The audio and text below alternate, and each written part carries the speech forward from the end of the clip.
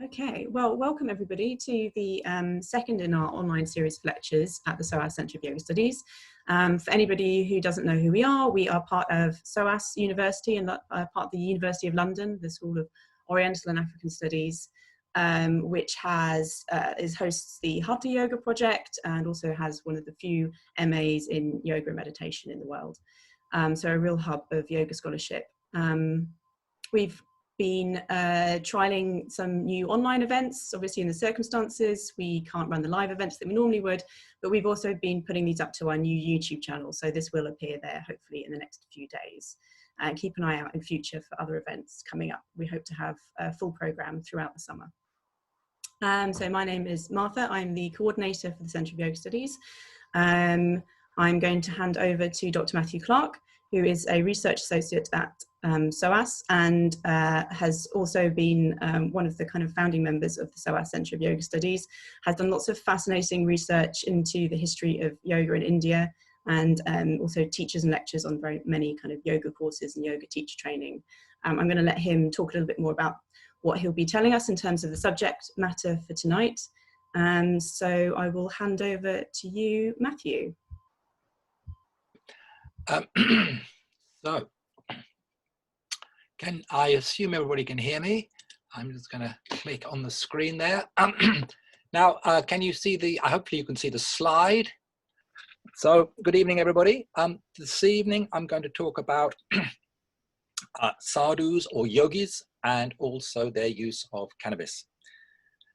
So, if we go back 130 years or so, it was very interesting how Vivekananda, when he went to America in 1893 first to talk at the Parliament of Religions, he was very influential in the sense that he gave a presentation of yoga, which is very much taken in a sense in a modern way, that we're looking at really the introduction into the West of what I sometimes call yoga light, rather than what is perhaps more traditional in India. Not to say that there weren't people practicing yoga light, as it were, in ancient India, but one thing that's, I think, interesting to bear in mind is that when we're looking at the history and development of yoga, it was primarily to attain liberation, to attain powers and these kinds of things. And this entailed attaining altered or non-ordinary states of consciousness. And sometimes there were extreme practices undertaken in various ways in order to attain non-ordinary states of consciousness.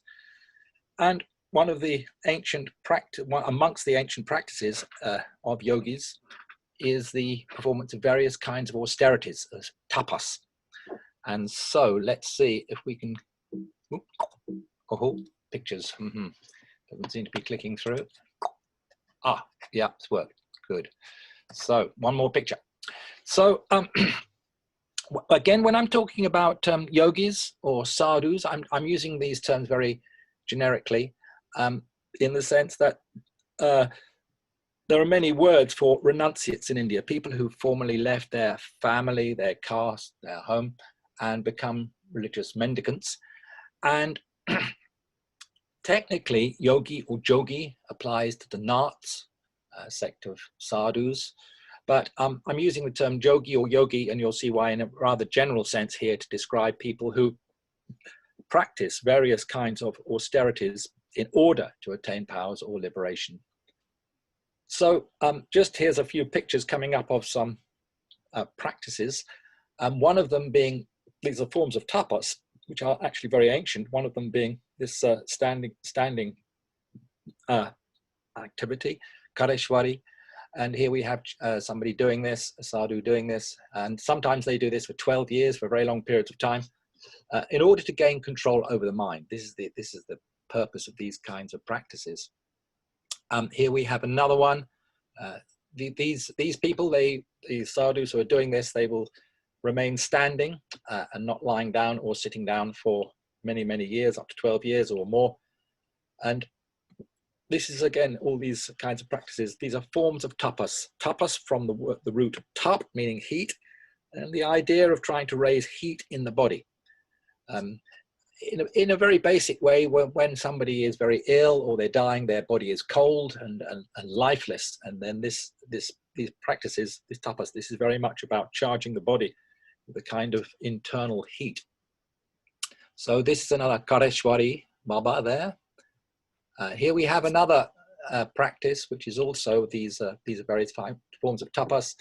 This is Urdhva Bahu, where the chap raises his arm and keeps it in the air for, again, 12 years or many, many, many years. Here's another fellow doing this Urdhva Bahu, raising one arm or keeping it in the air. This is Amarparti. This is the sadhu called Amarparti, who I spent a bit of time with, and he used to often tell people that when people asked him, how long have you had your arm in the air? He used to tell them all sorts of things. 1 year, 2 years, 5 years. And one time I was with him when he was talking to journalists, and he said he had his arm in the air for 100,000 years. So obviously something that is impossible, but yeah. So that these are various forms of tapas. Now here we have another practice, tapas. This is Dandavat. Now this is where people prostrate.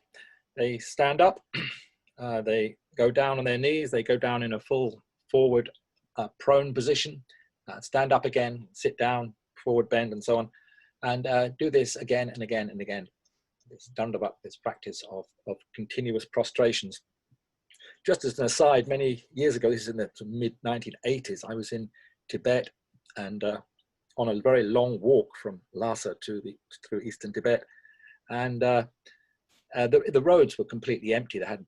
There'd been landslides, there'd been abnormal rains, and there hadn't been any traffic on the road for about 10 days. So the dust on the roads was all smooth.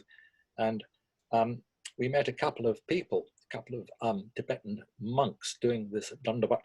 And they said they were on their way to Mount Kailash in central Tibet. And they were duly prostrating. But interesting, when we went along the road, around the next bend, you could see from the marks in the road they'd actually been walking for a long time. And then when they heard voices, they took up their Dandavat practice. Anyway, just a little aside there. So here we have another form of tapas. This is very old. This is Panch Agni Tapasya. And here we can see there's a sadhu, a yogi, seated in a ring of fire. That circle around the Baba is made of burning cow dung. And on the top of his head, there is a clay pot. And in that clay pot, there is also a fire burning. Now, this is usually performed in May or June it's brilliant, particularly in North India. And when it can be 45 or even up to 50 degrees in the shade. And the Babas, they build up doing this practice 1 day, 2 days, 3 days, up to 10 days. That's the sort of maximum usually. And they will sit in these rings of fire. And again, it's exerting extreme control over the mind just to sit in such extraordinary heat while doing nothing else. And so that's Panch Agni Tapasya, one form of tapas, very ancient, very difficult to do. And here we have another Baba, a yogi, a sadhu doing yoga posture, also surrounded by a ring of fire there, and these burning little cow dung fires. And here we have one more, another yogi, also doing yoga practice in the heat. Now, when we come to the issue of cannabis, if anybody goes to North India and attends any of these large festivals, such as the Kumbh Mela, which happens in one of 4 places in North India, that's in Haridwar, in Prayag, that's Allahabad, and Ujjain, that's another one further south, and Prayag, Allahabad, Ujjain, and Nasik. And at these festivals, you will encounter, if you go to that part of the festival, you will encounter Babas smoking a lot of ganja and charis, a lot of cannabis. Now, I got interested in this topic a while ago, and I was curious as to how ancient this practice was, the use of cannabis. So we're going to go on a little, for the next few minutes, we'll go on a little brief historical journey over the use of cannabis in India.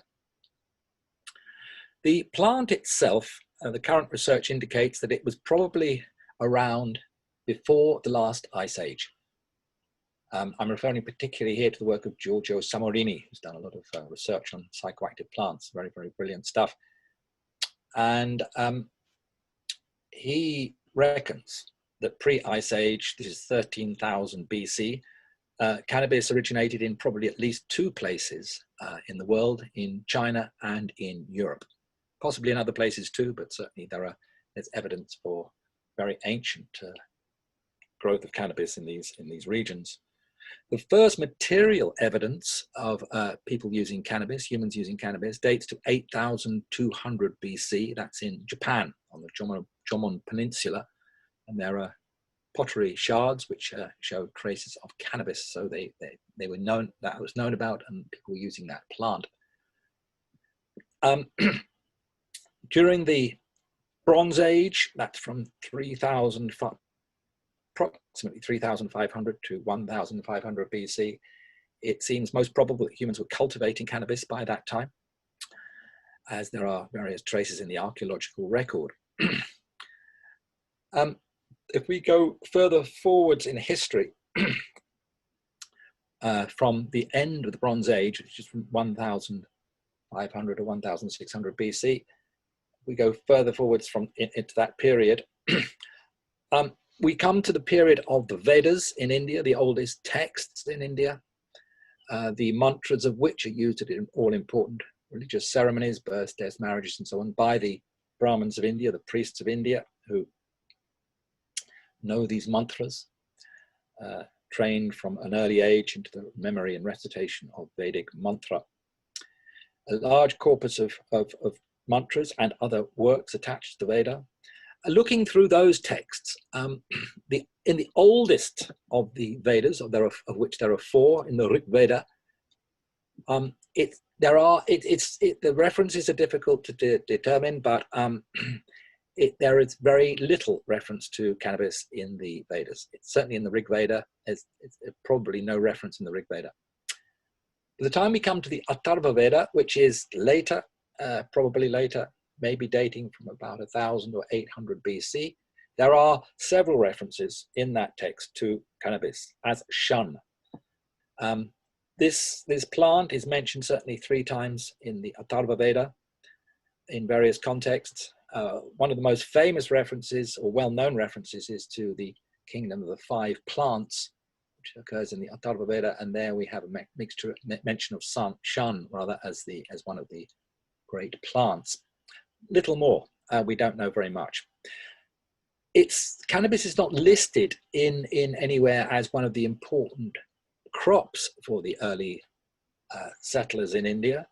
That is the people of the Vedic culture. There's very little. There's no mention in terms of it being an important crop.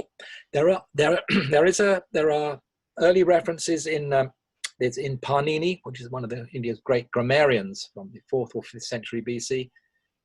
He also mentions the dust of what is probably cannabis.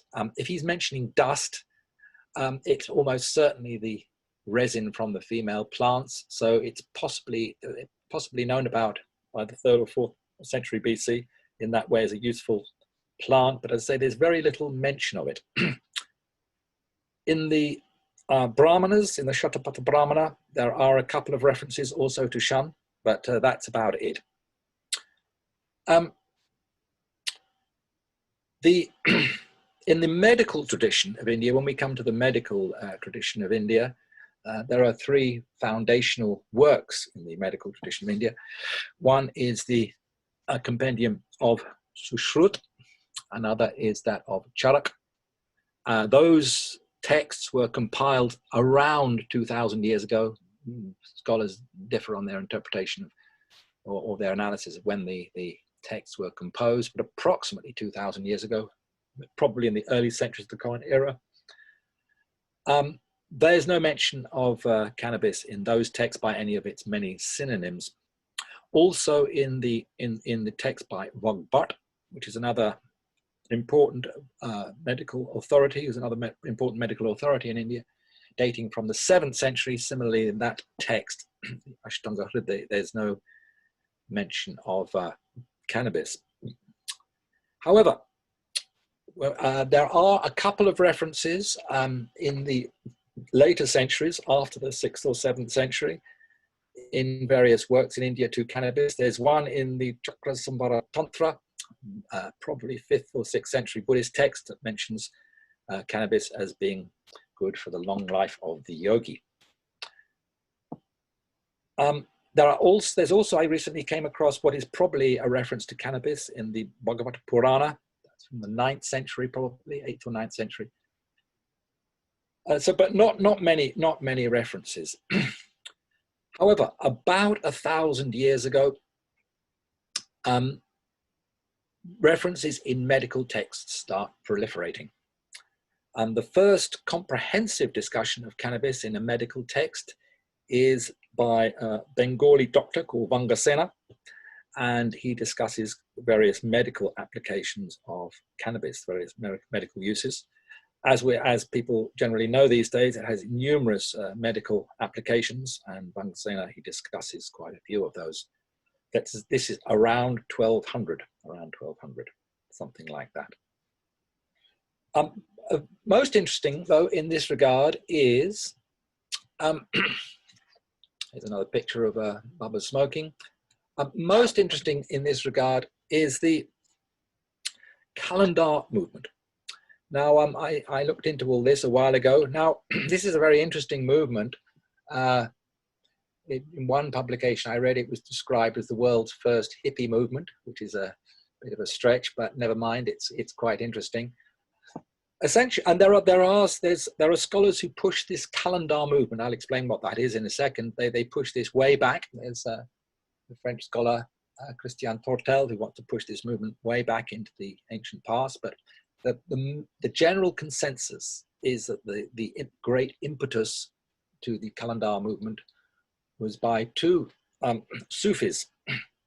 One, he had a long Persian name, Al-Sawi, and a little bit later, Al-Heydar. These two guys, particularly Al-Sawi, he was very influential in the development and spread of the Qalandar movement. Now, Al-Sawi, he was born in Iran, near Tehran. He got initiated as an Orthodox Sufi.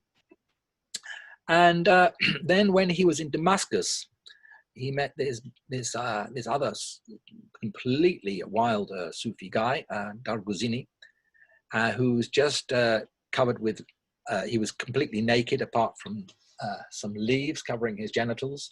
He used to spend long periods in silence, often sitting in graveyards. And Al-Sawi was very impressed with this guy. In fact, Dr. Darguzini became Al-Sawi's disciple. But what this movement comprised essentially was the complete radical rejection of all social norms. These Qalandars, they have many names. One of them is Malang, another is Qalandar, another is Heydari. There are many other subsects of these guys. This is all in the 13th century in the Muslim world. These radical sadhus, they didn't pray, they didn't read the Quran, they didn't go to the mosque. They used to sometimes they would recite God's name. They were famous for begging aggressively, for dressing in the most extraordinary outfits, completely freaky outfits. The Heydaris, the followers of Al-Heydar, they were very fond of metal stuff, metal rings, metal collars, chains, and so on. Some of these Qalandars, they wore felt. Some wore, the followers of Al-Sawi, they wore sackcloth. Some of them were shaved. Some of them had long dreadlocks. They used to play music around large fires at night, but they were most famous for bhang, eating cannabis. This is a preparation of cannabis in an oral form. It's like a ball of paste, with sometimes mixed with other things. And they believed that the secret of spirituality and religion lay in cannabis, in the consumption of bhang. And this movement became very large. These radical Sufis, these Qalandars, the movement spread all the way from Spain to China. From the 13th century onwards, and there was over a period of 200 or 300 years where this movement was very, very noticeable throughout the Muslim world. And their use of bhang or cannabis was also commented upon by numerous imams and scholars in the Muslim world who were very puzzled by this new development, as puzzled as people were in the 1960s with hippies smoking weed. You know, what's all this about? And there's a great scholar, Franz Rosenthal, who wrote a great book in the early 1970s called The Herb. And he translated a lot of the correspondence from the various imams in the Muslim world, Persian, Arabic, Turkish, and so on. And what do they make of all this cannabis consumption? And interestingly enough, the opinions expressed by the learned imams of that period, this is the 13th, 14th, 15th century, remarkably similar to some of the opinions expressed these days. Some of them said it was very bad, but others would say, no, well, it's not as bad as alcohol. Some said that, well, it's all right for personal consumption, but some people have got farms. Some of these Qalandars have got farms, and well, not Qalandars, other people have got farms, and they're making an enormous amount of this cannabis, making money out of it. It's not good. Others said, well, we can't ban it because it's useful as a medicine. And so a lot of varying opinions over how bad this habit actually was. So very similar to some of the discussions from the 1960s onwards. So these Qalandars, they used to travel in large groups. Sometimes they were, of course, on their own, but sometimes in large groups of 200 or 300, and very noticeable because of their banging of the drums, their making the music, and so on, and begging. Of course, they had no money.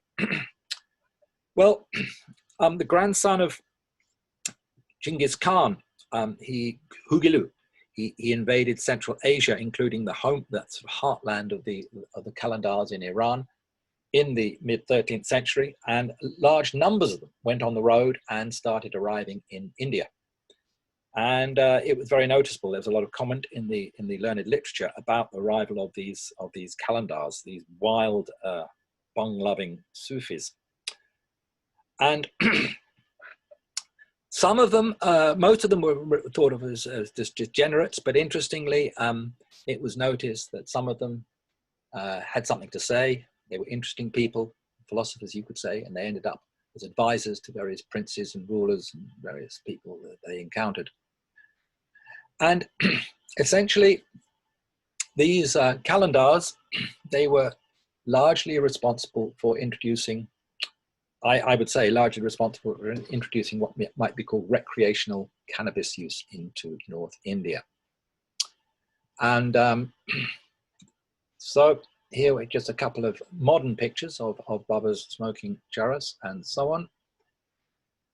And here we have the Nagas.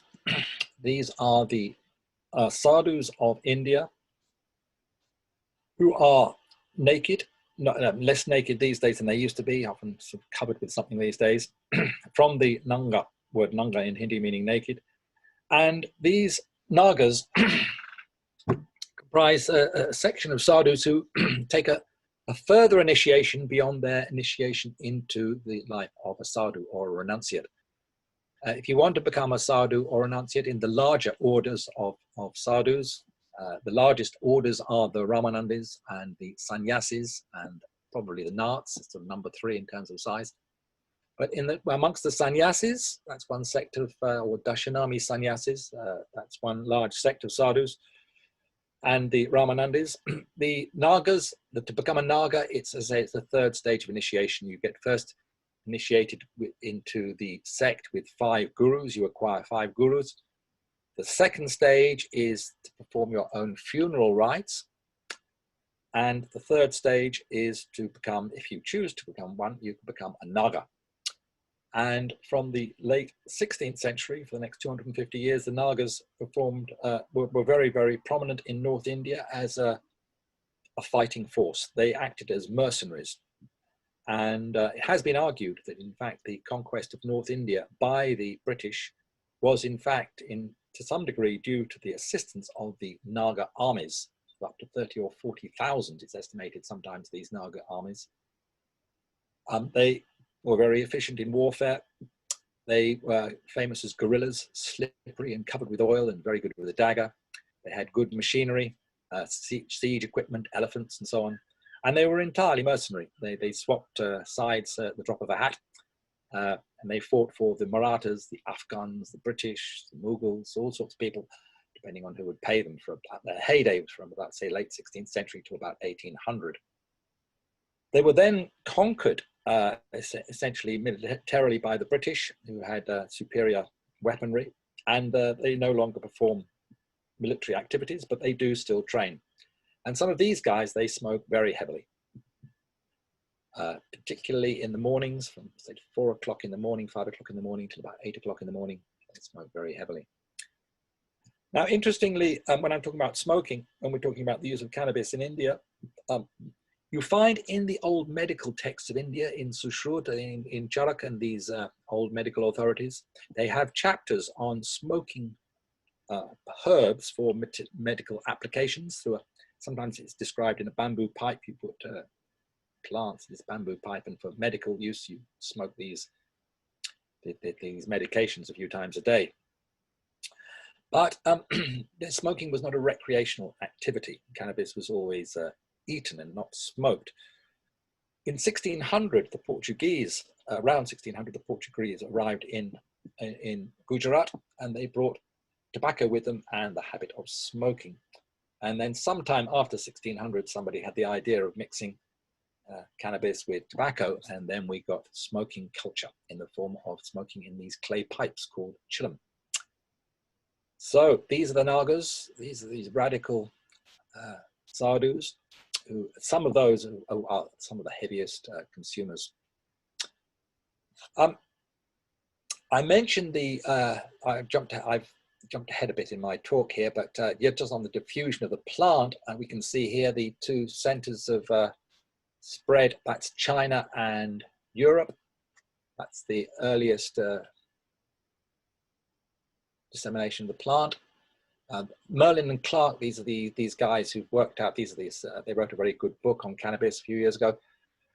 And they talk about the putative ancestors of the cannabis plant, of which there are several varieties. The taxonomy of it is completely lacking in accuracy. These days, there are numerous sub-varieties. Then you can see how it spread to different parts of the world, arriving around 2,000 years before the present time in Africa, and then the final movement towards the States and South America.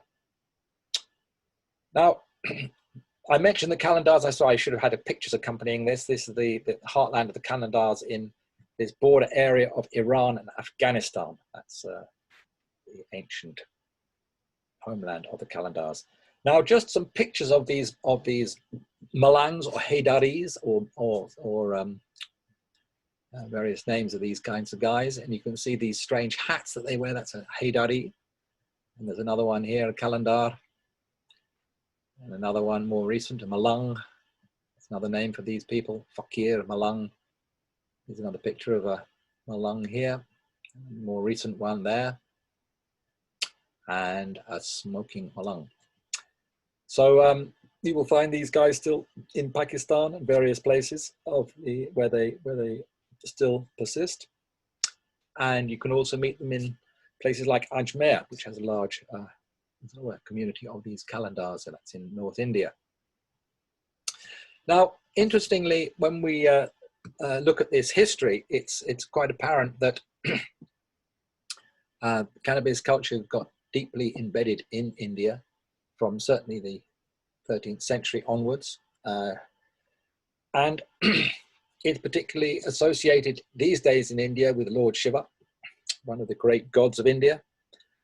And he, in folk understanding, he is associated with particularly with intoxication with bhang and datura. Datura is a plant that grows in many places.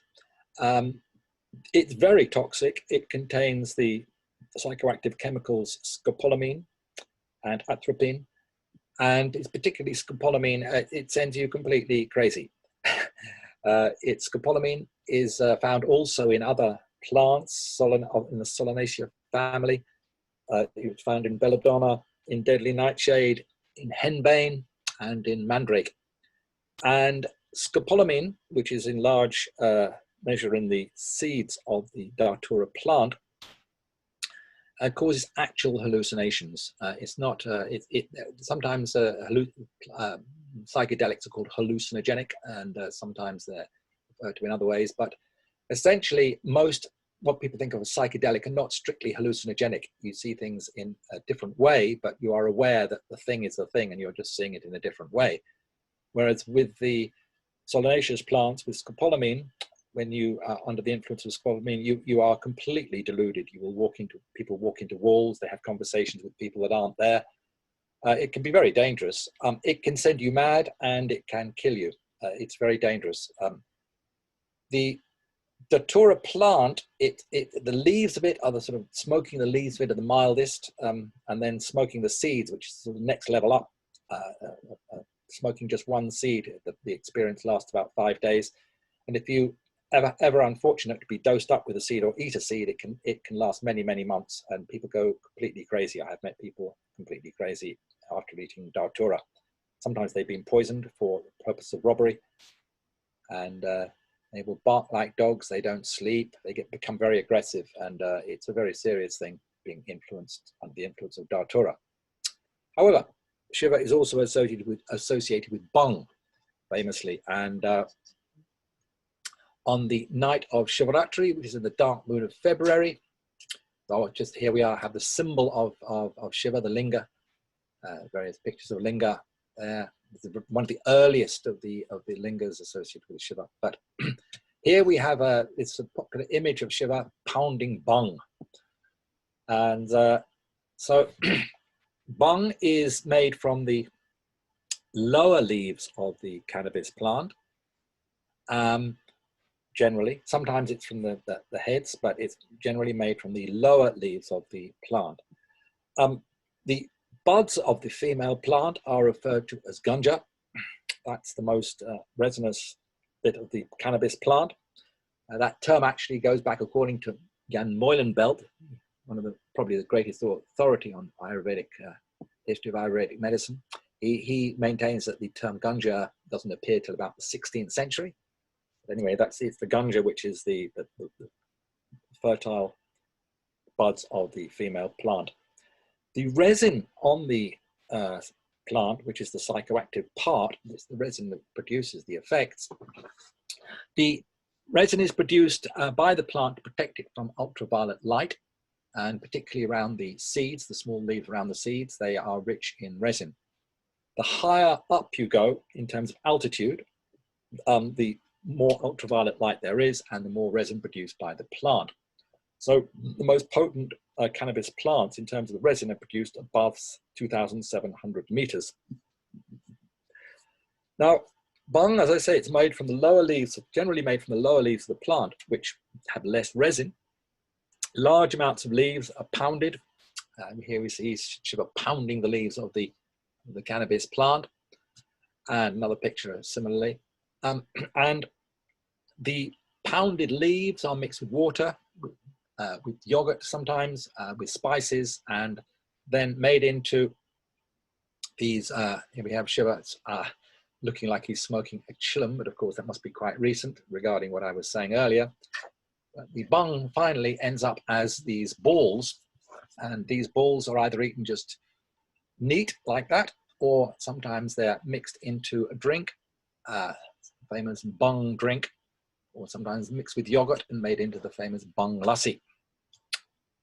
So this is the preparation of bhang.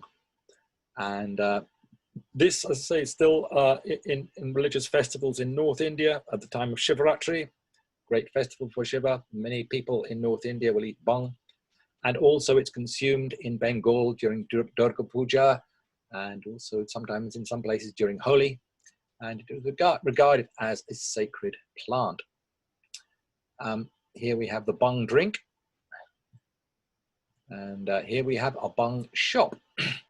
Now in North India, in holy places such as Benares and other places, you will find down a side street, you will find government bhang shops.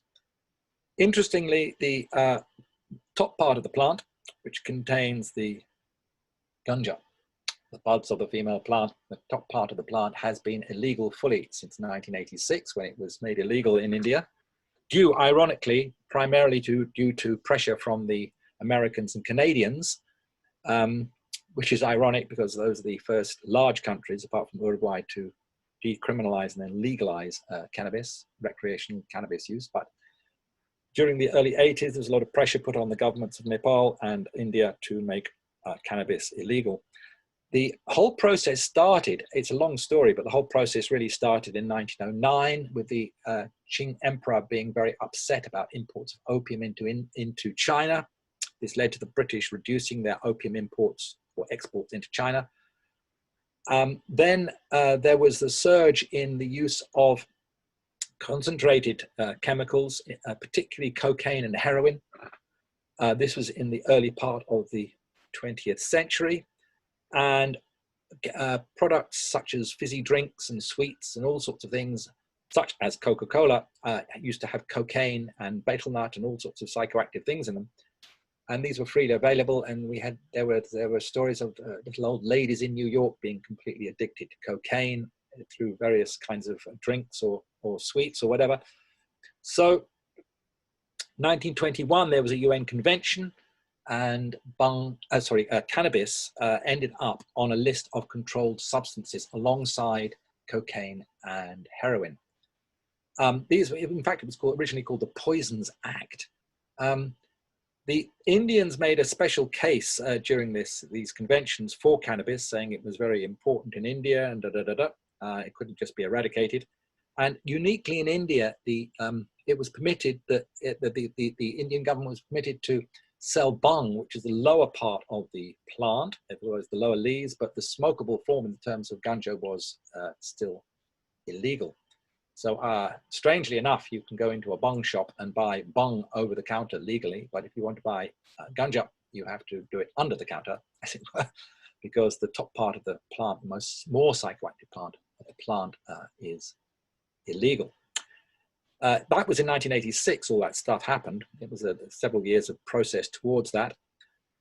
And why cannabis was included on that list of controlled substances is a long story, but it was essentially a representative called Muhammad al-Gwindi from Egypt who made a big fuss in the 1920s about the use of cannabis and how dangerous it was.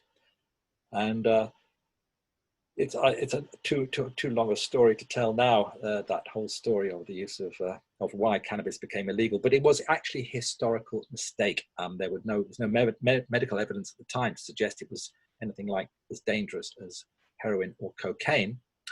And when in 1924, there was another convention and cannabis was classed alongside heroin and cocaine as one of these poisons or dangerous substances, there was a lot of opposition from various medical people, particularly in Britain and other places, who maintained that cannabis was a very useful plant and shouldn't be controlled in the same way as heroin and cocaine, which in their concentrated form were obviously much more powerful and potentially dangerous and habit forming. But anyway, that's what happened. Recently, in the last few years, the tide has turned and now there are licenses in India for the production of cannabis for medical and industrial purposes. The first state to grant licenses with Uttaranchal, and recently followed by Mizoram and Madhya Pradesh, and Himachal Pradesh is also making moves to try and get cannabis decriminalized in some way. So this is this is bhang. So bhang, those small green balls, that's the lower generally usually the lower leaves of the plant pounded into the form of bhang. Now another product you find in some places in India is hashish. Now there's hashish is also a word for ganja or cannabis in general, but in modern parlance, hashish generally refers to the pressed blocks of cannabis resin. Now this is made by what happens in the hashish producing areas of India, such as in Kashmir, they produce hashish there, which they call garda, dust in Hindi. And in various parts of Uttar Pradesh and Bihar, they also make hashish. It's possible in other areas of India. I haven't encountered it in other areas of India. And hashish is the way you make that is by collecting mature female plants. They're cut near the base. They're taken indoors. The plants are hung up to dry. Then the plants very gently shaken, and the dust they dry in the dark for a couple of weeks, by the way, and then they were shaken. The dust falls. The first dust that falls is the highest quality. It's just pure resin, and then that is collected and then pressed into blocks, usually with heat and with some places they use water as well. So those pictures were by the way of Moroccan hash powder. I haven't got any pictures from India of the production of hashish.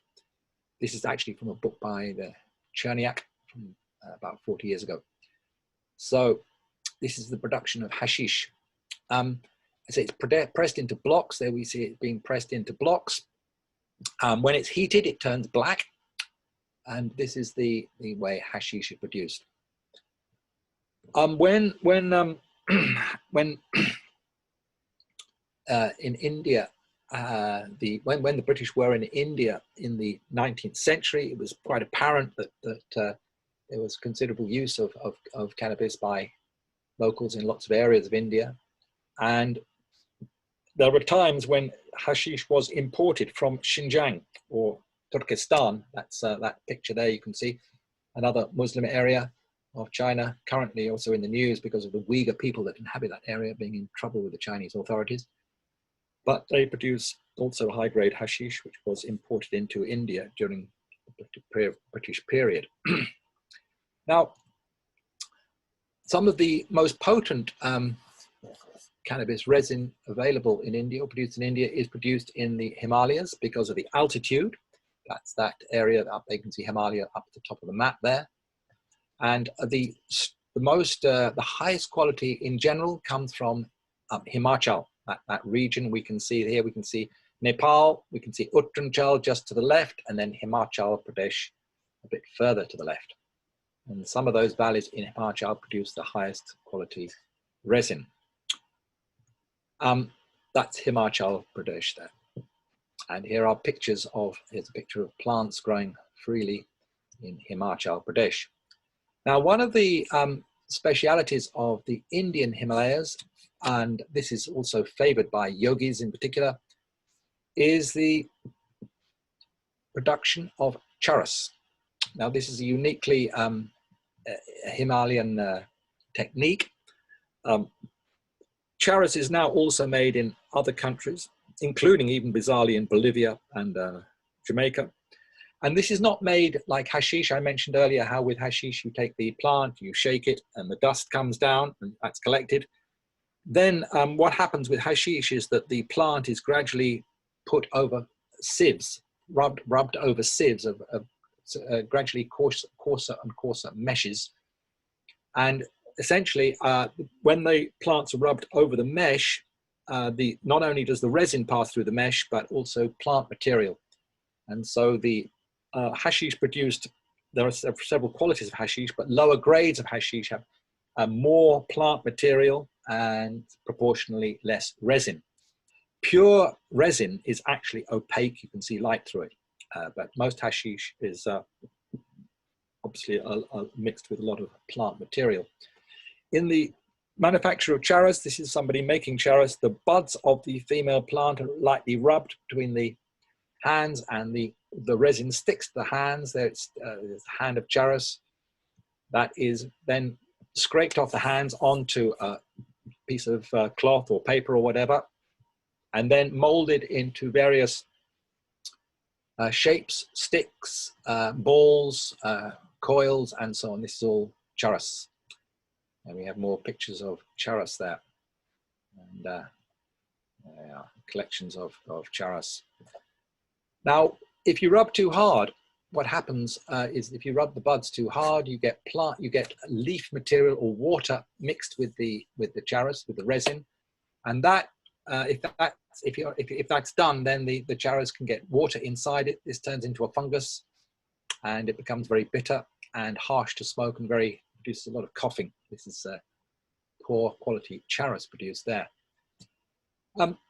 Just out of interest, there's also charis is also made in Nepal, and there is a very hard to find these days, but there is also a kind of very high quality charis called Royal Nepalese charis, and there's an area in Nepal called Mustang, which you can see on that map there, and in that valley, which I've actually not been able to visit. I got to the border, but I wasn't allowed in.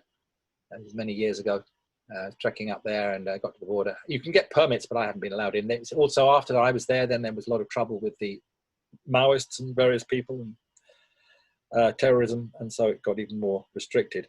But in the Mustang area, there are plants there that are, one of the descriptions is probably inaccurate biologically, or botanically rather, is polyploid, but I've actually seen two of these plants myself.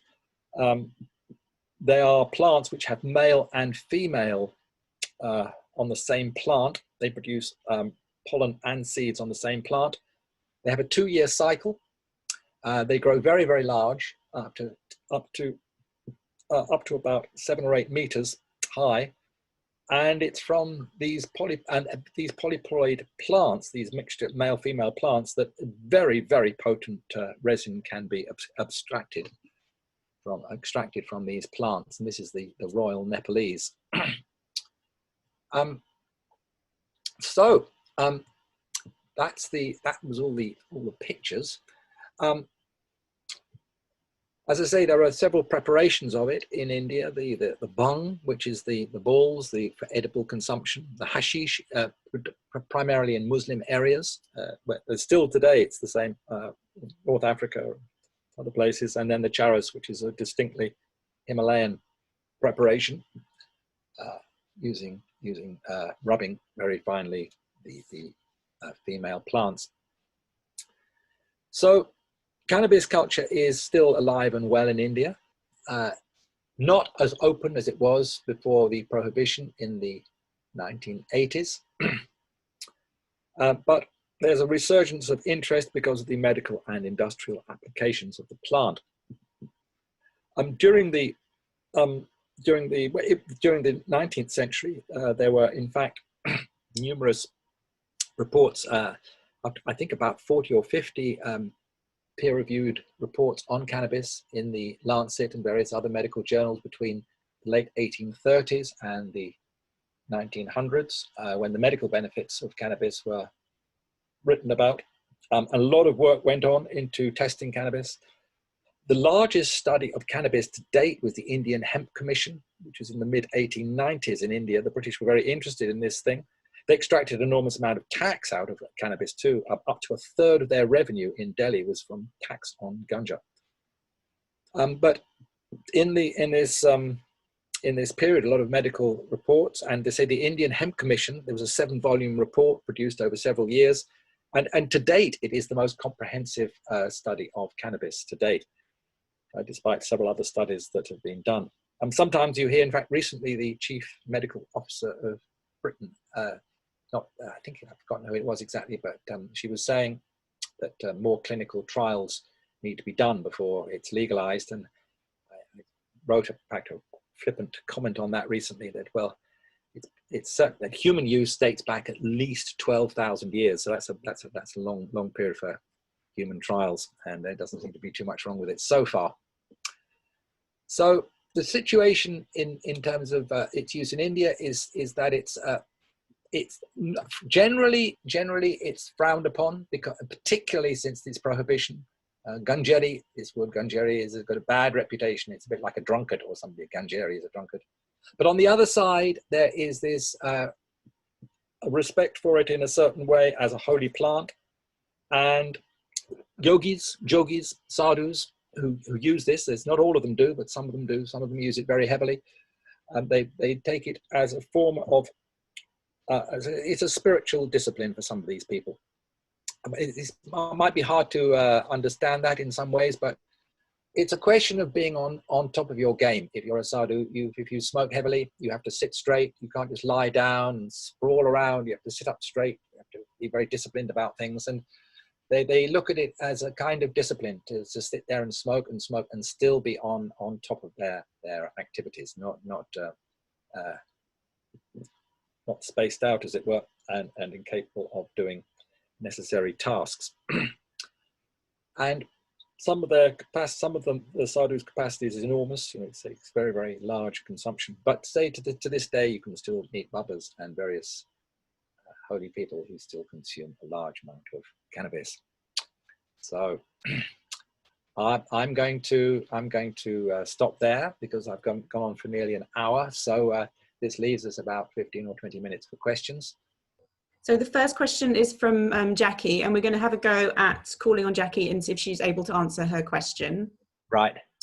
So Ruth, who is assisting, is going to unmute you, Jackie, and then if you don't mind asking your question, we'll see if that works. Hi, can you hear me? Oh, hi there, Jackie. Yes, I can hear you. Yes. Hello there. Hi, thank you very much for your talk, and it's been quite entertaining watching you come up nice and close. Yes. My famous magnifying glass. Yes.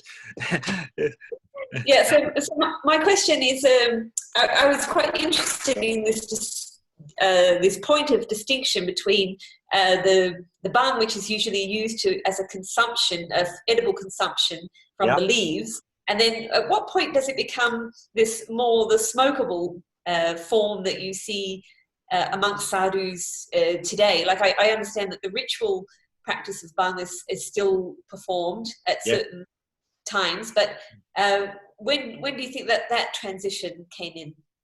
Well, the plant itself, as we know, has been around for who knows how long.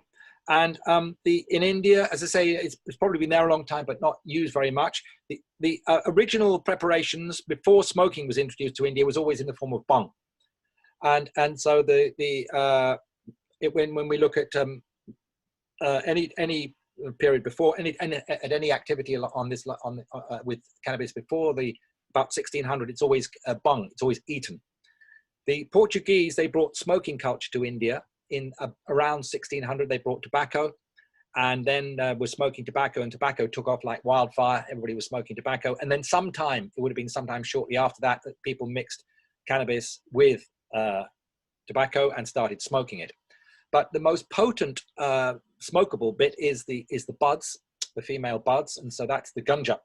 And then from the buds you can also make charis. So the smokable bit is the ganja and the charis.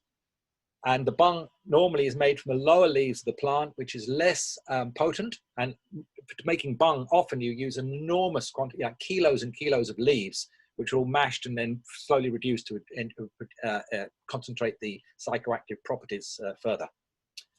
So if you smoke the lower leaves of the plant, not much happens. But we say bhang is usually made from a very large number of leaves, and that's why it works. Yeah, but ganja and charis is the smokable bit. Yeah, the buds and the resin from the buds. Great, thanks, Matthew. Okay, so our second question is from Nihang. I think Ruth is going to unmute you, Nihang Gabaj Singh. So if you're able to ask your question, go ahead. So I come from the Nihang order, a specific order of Sikhs. And amongst our order, cannabis still plays a significant role, where it's turned into the drink called Sukh Nidan, the giver of peace. Yes. So what has your research kind of revealed about the usage of cannabis amongst the Sikhs, as well as any possible link to spirituality and yoga? Well, I've no idea exactly when the Sikhs first took up the habit of bhang, but probably it was around, and then maybe in the 16th century, who knows? This is pure speculation. The formation of the Khalsa and all this, they probably adopted it, and with the cannabis, I think there was in 2001 there was an official prohibition of the use of bhang by the Nihangs, particularly because it's the Nihangs who are mostly associated with the use of, as you know, cannabis in the Sikh order. But that was largely ignored. So even though it was from the technically forbidden, it still continued. And as with the Babas, I was talking about earlier with the Sadhus and the Babas and so on, there is bhang culture, and it's still alive and well. But regarding, I haven't looked in. I know about the Nahang's use of bhang, making bhang and using bhang, and so yeah, it probably goes back at least probably maybe to the first to the inception of the Khalsa, I would guess. But I've not looked at any detailed historical records of any of that. Okay, thank you. We have a question for Ruth, but just before we do that, just a reminder that there are there's the Slido that we're using for the Q&A. So please pop any other questions that you have in there, and we'll come to those next. So Ruth, can you ask your question? Yeah, sure. Thanks, Martha. I wondered about the purpose that sadhus declare for using cannabis, and what is the methodology that you use? Are you using interviews, textual resources, that sort of stuff? Thanks, Matthew. Yeah, well, it's difficult to say why people do these things. I think they do it, as I say. It's considered part of their sadhana, as part of their practice amongst the ones that do it. It's not seen as a bad thing. It's just seen as a form of activity like tapas and so on. That's one of the things they do. And they, it's just, yeah, sorry, there were two parts to your question. I've forgotten the second part. It was the methodology. My own engagement with that is partly just being around all these people, and also I've looked at all sorts of ethnographies and so on. So it's really a mixture of textual studies and anthropological studies and my own experience over the last sort of 40 years or so. Because as you know, I wrote a book on my PhD was on the sannyasis, and so I've spent a lot of time with them, and some of those guys, they use it a lot. Yeah. So we have another question that's just popped up relating to Ruth's question. Do textual sources give any soteriological reason for consuming such substances? No, not really. Of course, there's the medical side of things. Cannabis is used and has been known about for medical purposes, you know, for at least 1,000 years in India. And in terms of the soteriology of the sadhus, they are essentially doing all sorts of a variety of practices as part of their path, if you like, as part of their discipline, including, it could be, there's a wide spectrum of practices, you know, mantras and meditations and chantings and tapas, and in that package, for some of them, there is also the use of cannabis. Not as any final goal, if you like, but it's just something that they do. If that makes any sense. It does, thank you. It doesn't look like we have any other questions just now. Okay, someone else has just asked, can you please elaborate more on tapas and bhang and purification? I don't know if you can see that question there. Okay, yes, so I showed pictures earlier of various kinds of tapas. The Urdhva Bahu, when you know, the arm in the air, and the Kareshwaris, the guys that stand up, and the Dandavat, the people who are doing the prostrations. These are, this idea of tapas, or raising heat, or doing these austerities, is very, very ancient. And all of these practices, as I mentioned in the talk, are essentially designed for control over the mind. And these, and cannabis, again, it's one of these things that there's a certain etiquette, there's a lot of etiquette that surrounds it amongst the babas who use it. And they use it in a way where they as I mentioned in the talk, they're not spacing out or doing crazy things. They are just sitting and smoking and concentrating, and they see it as an aid to meditation in some way, as an aid to their spiritual practice. Yeah. So I can see other questions popping up there. Yeah, so Ruth Westerby has a question.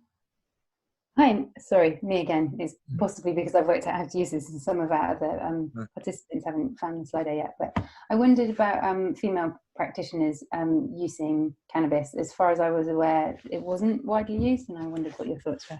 Thank you. Oh, sorry, yeah, women do smoke cannabis too. Women, I know women who, women Sadhus who use cannabis, smoke chillums and eat bhang. So, of course, there are far fewer women sadhus in India than men.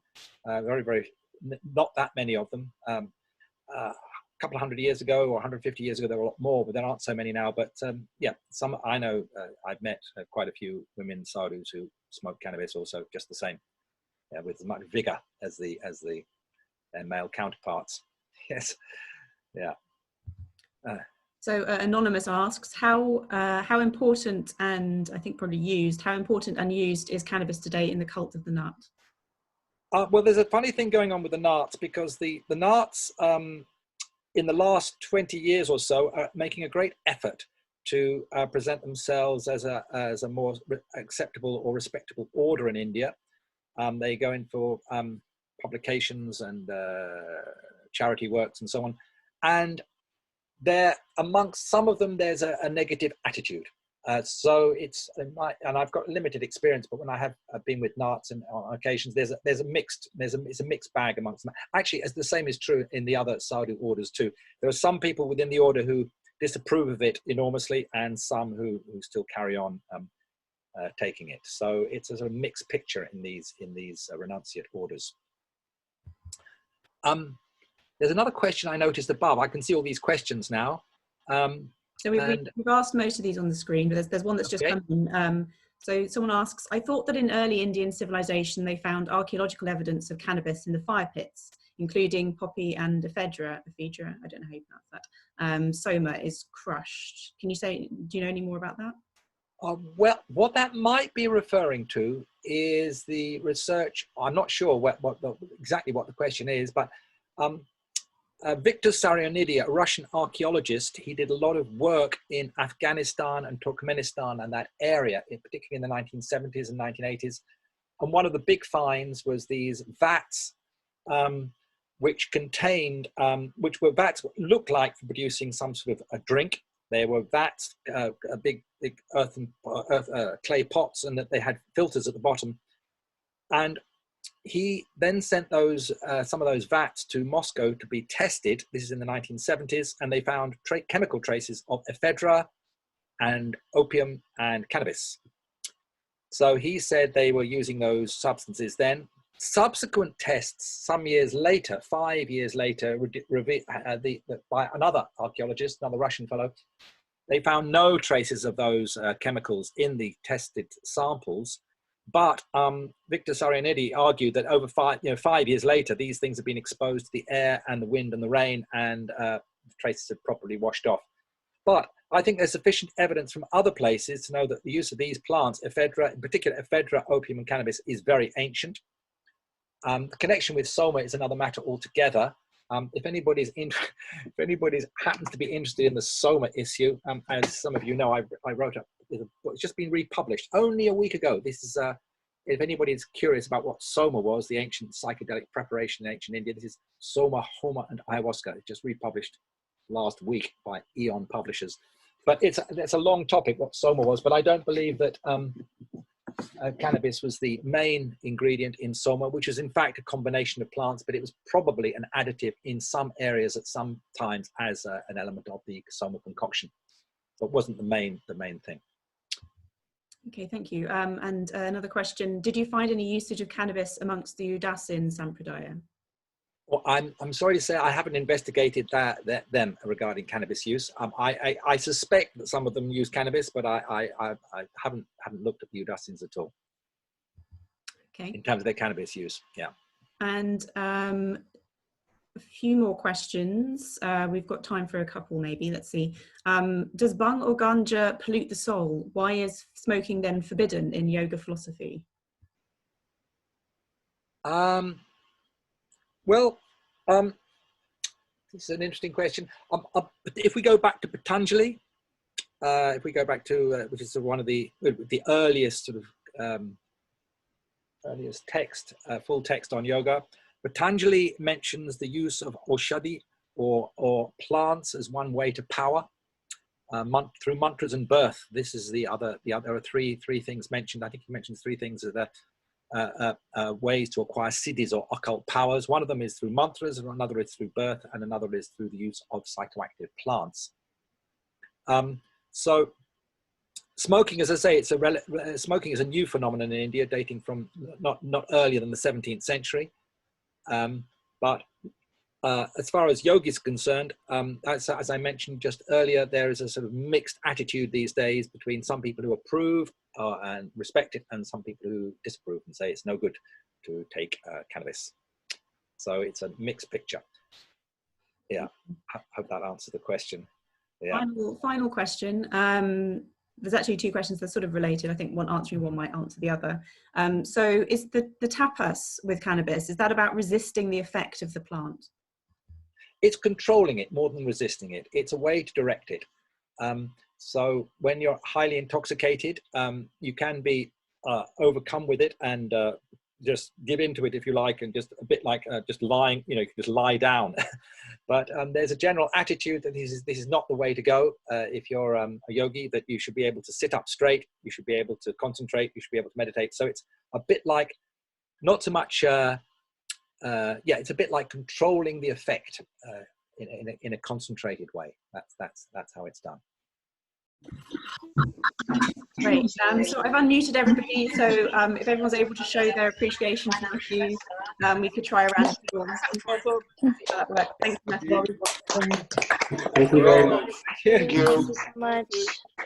Thank you. Thank you very much. Thank you. Thanks so much. Thank you. Namaste. It's lovely to see everybody. I can finally see you one by one. Yes. Yes.